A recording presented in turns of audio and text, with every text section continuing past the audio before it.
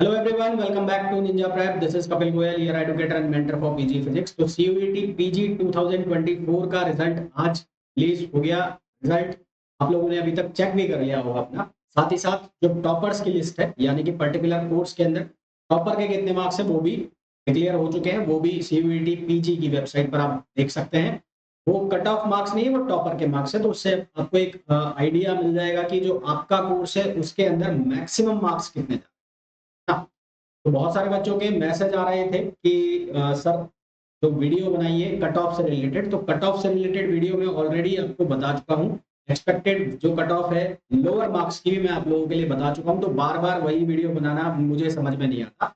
तो वो already channel के ऊपर पड़ा हुआ है, वहां पर आप सर्च करके उसे देख लीजिए, वहां पर मिल जाएगा। और क्योंकि मैं ही बताऊंगा तो मैं वापस से वही चीज बताऊंगा, तो फिर उसमें कोई नई चीज तो मेरे को नजर आती नहीं, इसलिए मैंने वो वीडियो नहीं बनाया कि रिजल्ट आया है तो स्कोर चेंज हो जाएंगे या तुम्हारी कट ऑफ में कुछ चेंज होगा। तो ऐसा मुझे लगता नहीं है। वही उसके आसपास ही कुछ कट ऑफ रहेगी, 10-15 नंबर, बस उससे ज्यादा इधर कुछ होने वाला है। हाँ जी, तो अब रिजल्ट जब आ गया है तो काउंसलिंग प्रोसेस की हम बात कर लेते हैं कि काउंसलिंग प्रोसेस होती कैसे है, कौन कौन से डॉक्यूमेंट्स आपको चाहिए होते हैं काउंसलिंग के टाइम पे। और कुछ जरूरी डॉक्यूमेंट्स होते हैं जो बनवा के रख लेना, नहीं तो काउंसलिंग के टाइम पे फंस जाओगे। इसे मतलब अगर आप कास्ट सर्टिफिकेट आपके लिए रिक्वायर्ड है और आपने प्रोवाइड नहीं कराया तो फिर आप जनरल में काउंट हो जाओगे और फिर आप बोलोगे कि मेरे नंबर इतने आ रहे थे फिर भी मेरा सिलेक्शन नहीं हुआ। तो ये इंपॉर्टेंट पॉइंट्स है जो आपको ध्यान रखने हैं, जो मैं आपको बता रहा हूँ। तो सबसे पहले मैं आपको बता दूं कि जो डॉक्यूमेंट्स है वो कौन कौन से रिक्वायर्ड होंगे आपको। तो सबसे पहला तो आपकी जो 10th और 12th की मार्कशीट्स, 10th और 12th की मार्कशीट्स हैं वो आपके पास होनी चाहिए।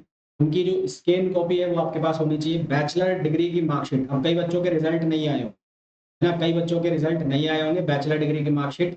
तो उस केस में आपका जो 5th सेम तक का रिजल्ट है, 5th सेम तक का जो रिजल्ट है वो कंप्लीट होना चाहिए। और किसी के अगर ईयरली स्कीम है तो सेकंड ईयर तक का जो रिजल्ट है वो आपका कंप्लीट होना चाहिए, तो वहां तक के आपके मार्क्स आने चाहिए। क्योंकि अगर आपको एडमिशन मिलता भी है, इनकेस काउंसलिंग होती है, तो फिर वो प्रोविजनल एडमिशन मिलता है। अंडरटेकिंग आपको प्रोवाइड करानी पड़ती है यूनिवर्सिटीज की। जब काउंसलिंग प्रोसेस स्टार्ट होती है तो उसके अंदर अंडरटेकिंग के सर्टिफिकेट्स होते हैं, वो अंडरटेकिंग के सर्टिफिकेट्स आपको सबमिट करने। स्कोर कार्ड आपका CUET का जो आप ऑलरेडी डाउनलोड कर सकते हैं, जो आ गया होगा आपका। और एडमिट कार्ड जो आपके पास पहले से ही होगा। कैटेगरी सर्टिफिकेट, ये एक इंपॉर्टेंट पॉइंट है। कैटेगरी सर्टिफिकेट के अंदर आपको, मैंने कल भी बताया था फिर बता रहा हूँ, जो सेंटर से बनते हैं कैटेगरी सर्टिफिकेट ना, सेंटर कैटेगरी सर्टिफिकेट कहने का मतलब अगर आप आपके स्टेट में ओबीसी में है और सेंटर आपको ओबीसी में कंसिडर नहीं करता है तो फिर वो आपका नहीं चलेगा। तो आपके जो भी कास्ट सर्टिफिकेट है वो सेंटर से बने होने चाहिए।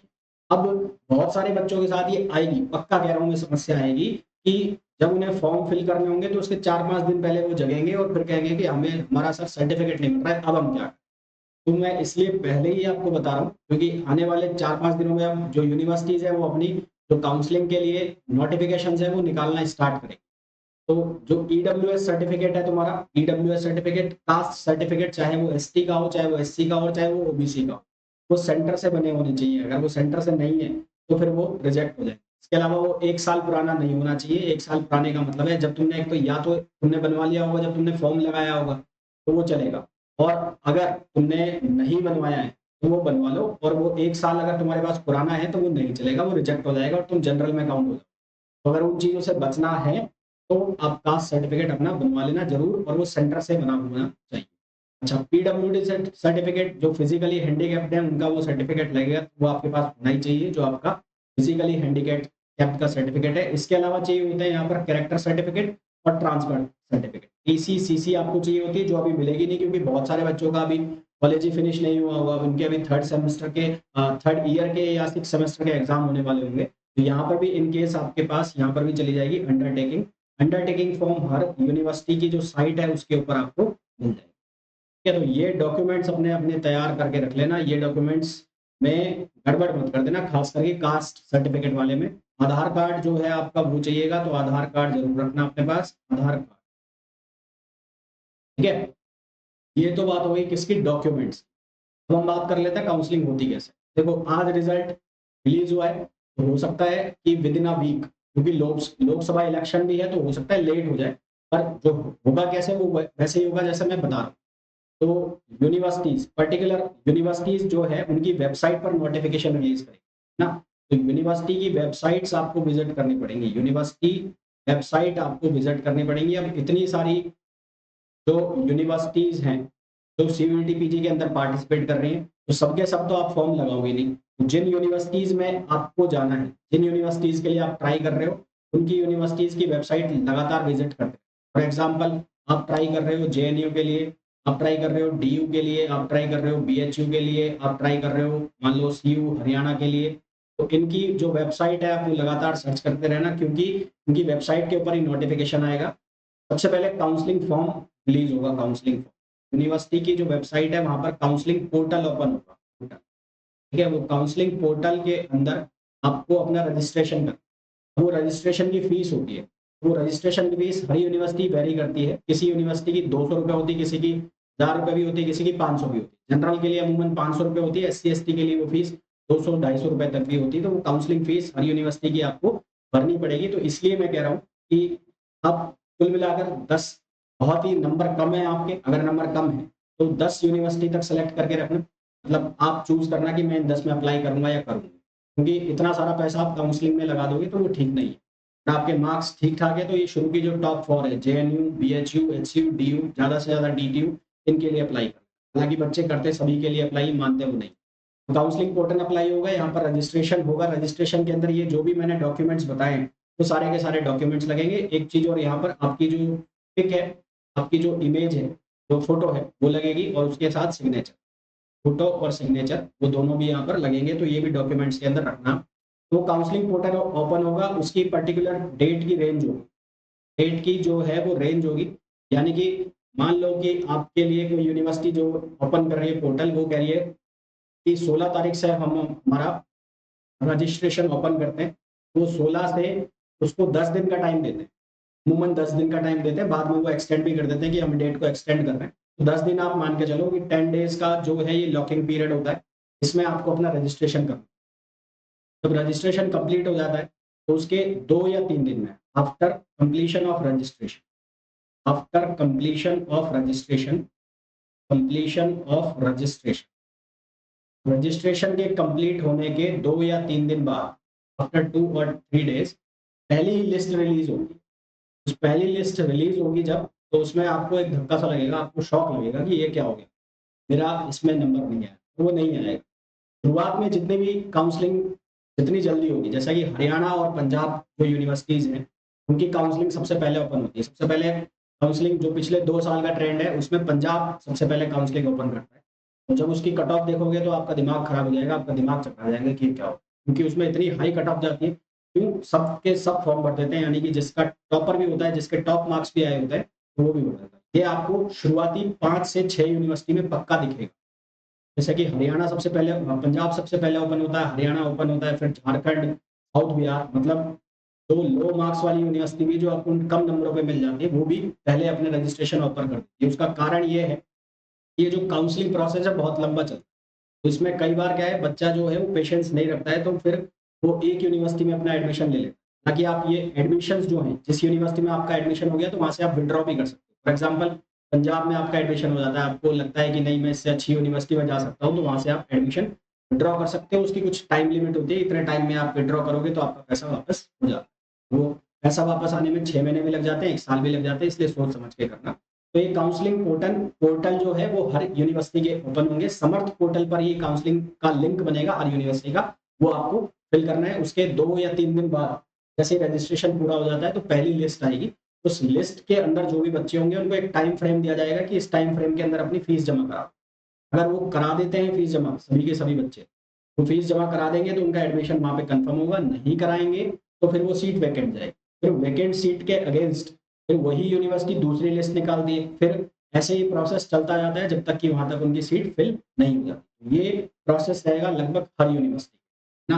तो इसके लिए आपको लगातार उस यूनिवर्सिटी की साइट के ऊपर विज़िट करते रहना पड़ेगा, जहाँ पर भी आप अप्लाई करना। तो मैं आपको बता देता हूँ कि दिल्ली यूनिवर्सिटी और जो बीएचयू है, उसकी काउंसलिंग प्रोसेस कैसे होगी। दिल्ली यूनिवर्सिटी और बीएचयू क्योंकि बड़ी यूनिवर्सिटी है दोनों, इनमें हज़ारों की संख्या में स्टूडेंट्स एडमिशन लेते हैं, तो इन दोनों के अलग से पोर्टल ओपन होते हैं।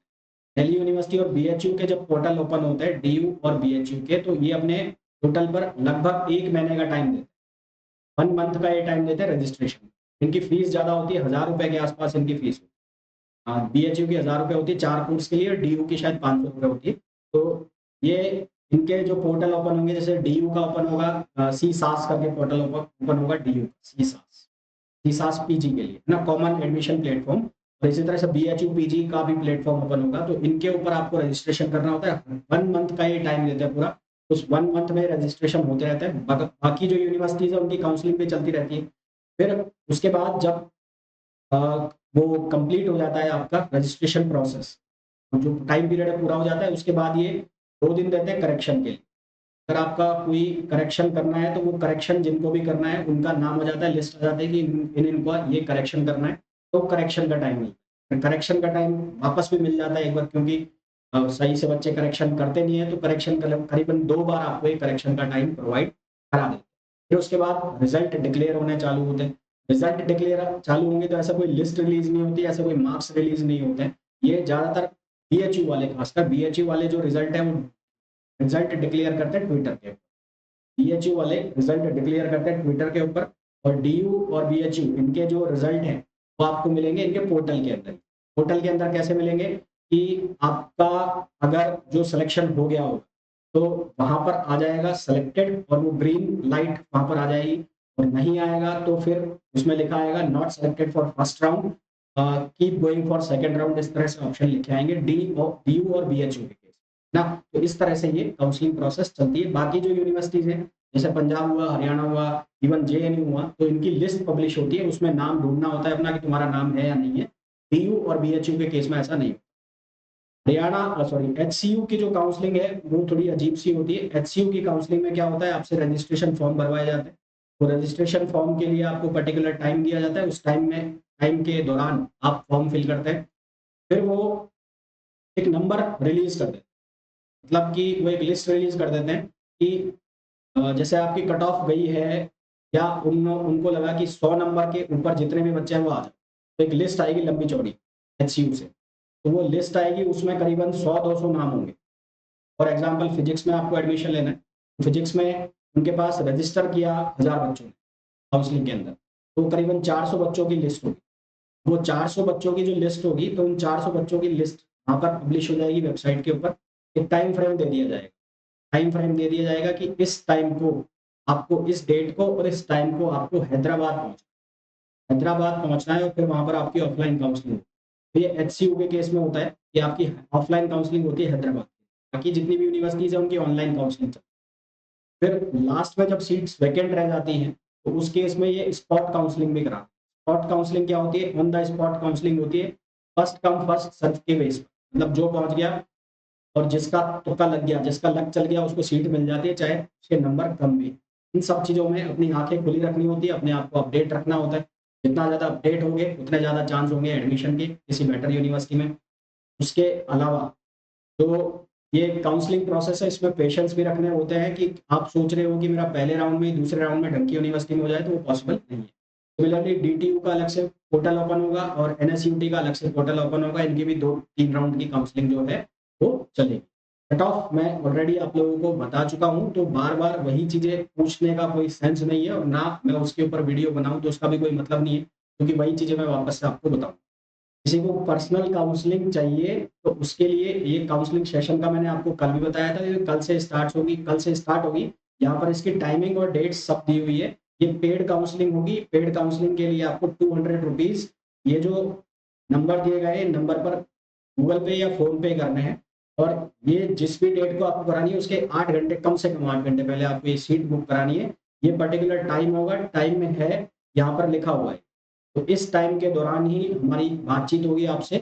इस टाइम के दौरान ही काउंसलिंग होगा, क्योंकि उसके अलावा फिर क्लासेस का भी टाइम होता है, तो वो क्लासेस भी लेनी होती है मेरे को।